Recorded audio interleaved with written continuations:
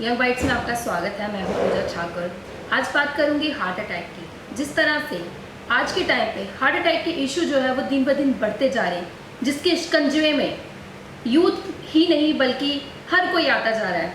तो इसी को लेके हमारे साथ मौजूद है डॉक्टर अरुण। उनसे जानेंगे कि आखिर हार्ट अटैक है क्या और इसके क्या क्या सिम्टम्स है और इसे कैसे बचाया जा सके। नॉर्मली हार्ट अटैक जो होता है, जिसके हम बड़े जो सिम्टम्स मेनली हम बोलते हैं कि हार्ट अटैक का मतलब लेफ्ट साइड में पेन होना, शोल्डर पे लेफ्ट शोल्डर पे जाना या छोटी उंगली तक आना, सीवियर पेन होना, वो मतलब ये हम कहते हैं कि वो अटैक के निशाने की पेन हो रही है। ऐसा तो है, मेन सिम्टम है, पर उसके अलावा भी मतलब कि देखें भी माइनर सिम्टम, और कभी कभी जैसे डायबिटिक है, कोई शुगर का पेशेंट है तो बिना सिम्टम के एसिम्टोमेटिक साइलेंट हार्ट अटैक जिसको बोलते हैं वो भी हो सकता है। और सिम्टम्स कई तरह के हो सकते हैं।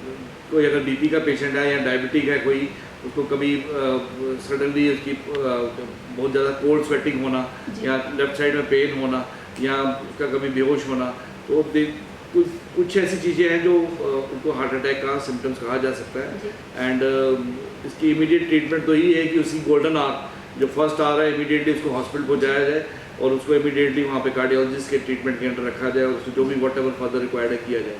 जी, जैसे कल की ही बात ले लें, मिसेस रीटा जतिंदर जी की देहांत हो गया लाइव शो में, लाइव इंटरव्यू चल रहा था, उनका देहांत हो गया। तो ऐसा कैसे, मतलब कि क्या सिम्टम्स रहते हैं? जैसे आपने बताया कुछ सिम्टम्स आपने बताए, तो अगर यूथ की बात की जाए तो वो भी इसकी पकड़ में आ रहा है। तो छोटी उम्र से क्यों ये सब हो रहा है?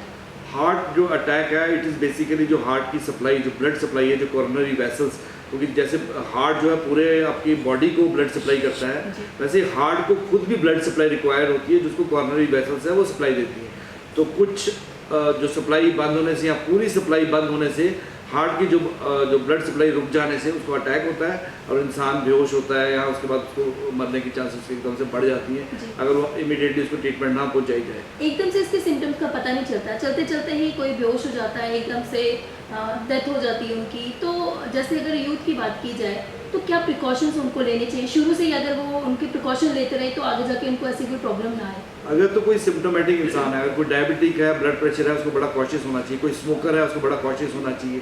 या किसी को प्रॉब्लम है, जब कुछ चलने के बाद, कुछ देर चलने के बाद उसको दर्द होती है, उसको रुकना पड़ता है, तो ये तो सिम्टोमेटिक हो गया। अगर जो एसिम्टोमेटिक है तो उसको कुछ चीज़ों का ख्याल रखना है, स्मोकिंग का, अल्कोहल का, वेट का। ओबेसिटी जो है, मोटापा जो है आज की डेट में एक बहुत कॉमन कारण है, और इंडिया जो है वर्ल्ड में ऑलमोस्ट फ्यू कंट्रीज जो टॉप की कंट्रीज है, और मुझे लगता है आने वाले सालों में 2030 तक में भी इंडिया जो है वर्ल्ड का ओबेसिटी कैपिटल बन जाएगा।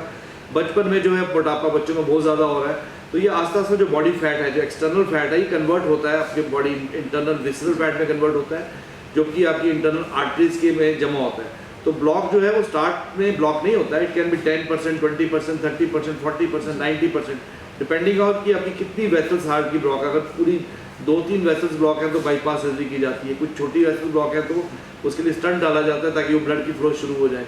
तो ये ब्लॉक जो है इमीडिएटली अटैक होने में कितना भी परसेंटेज अगर ब्लॉक अगर कोई 10%, 20% भी है तो उसको ऐसे नहीं कि 30 साल लगेंगे या 40 साल लगेंगे। जैसा कि हमारा डाइट है आज का, तो जिसमें हम फैट ज़्यादा ले रहे हैं, तो जो आर्टरीज में हमारा जो फैट कम्युलेट होता है, विसरल फैट, वो अगर वो उसको उससे निकल के ब्लड में मिक्स हो जाए तो इमीडिएट ब्लॉक, किसी समय भी वो ब्लॉक जो है इंसान को हो सकता है। इसमें एडवाइस यही है कि जो हमारा लाइफस्टाइल है उसको थोड़ा एक्टिव रखें। अगर एक्सरसाइज की बात की जाए तो किस तरह की? यस, एक्सरसाइज तो 20% रोल एक्सरसाइज का भी है, एंड प्लस न्यूट्रिशन। 80% जो न्यूट्रिशन हमारी डाइटरी हैबिट्स हैं इनको मॉडिफाई करना पड़ेगा। एंड एक्सरसाइजेज, वॉक्स, और ये हमारे डेली बेसिस जो हमारा बैठने का काम है, जो हमारा आजकल का लाइफस्टाइल है, इसको थोड़ा चेंज करना पड़ेगा।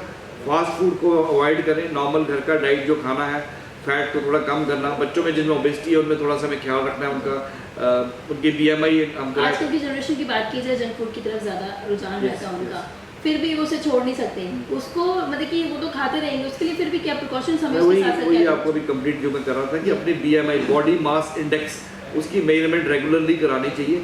जितनी आपकी हाइट है उसके अकॉर्डिंगली आपका weight, adequate weight, normal weight, आपका जो हाइट के अकॉर्डिंगली वेट है उसके फिक्स पैरामीटर्स होते हैं वो होने चाहिए। एंड बॉडी फैट कितना है इसकी असेसमेंट कराएं और एक्सरसाइज करें। फास्ट फूड को अवॉइड करें, बाहर का खाना अवॉइड करें, होम मेड फूड एंड घर का जो खाना है in balance quantities, minerals, vitamin, everything. Smoking avoid करें, अल्कोहल अवॉइड करें।